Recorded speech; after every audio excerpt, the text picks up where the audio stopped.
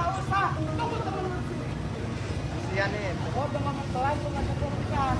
Gagah di jalanan, nyali pembentak Dodi kaget penciut di kantor polisi. Dodi kangen men dibentak-bentak oleh seorang pria saat berada di Bandar Lampung. Padahal, Dodi saat itu turun dari mobilnya karena hendak menolong pengendara sepeda motor yang terjatuh di belakang mobilnya. Video Dodi diancam oleh orang tak dikenal itu viral di media sosial. Dari video yang diunggah oleh rekan satu bandnya, Andika Mahesa Official di TikTok, terlihat Dodi mengenakan kaos hijau saat diintimidasi oleh seorang pria bertubuh besar. Terdengar suara pria itu membentak Dodi yang terlihat tenang berdiri di samping mobilnya. Dodi mengatakan awalnya ia hanya ingin beli makanan untuk ibunya. Saat mobilnya putar balik, ia melihat ada pengendara motor jatuh tepat di depan mobilnya. Saat itu Dodi berniat untuk menolong pengendara motor yang jatuh tersebut. Tiba-tiba ada pengendara mobil lain yang membentaknya dan memintanya tanggung jawab. Gitaris kangen band bernama lengkap Dodi Hardianto itu sudah melaporkan orang yang mengancam dan menuduhnya menabrak pengendara sepeda motor di Kepolisian Resor Kota Bandar Lampung.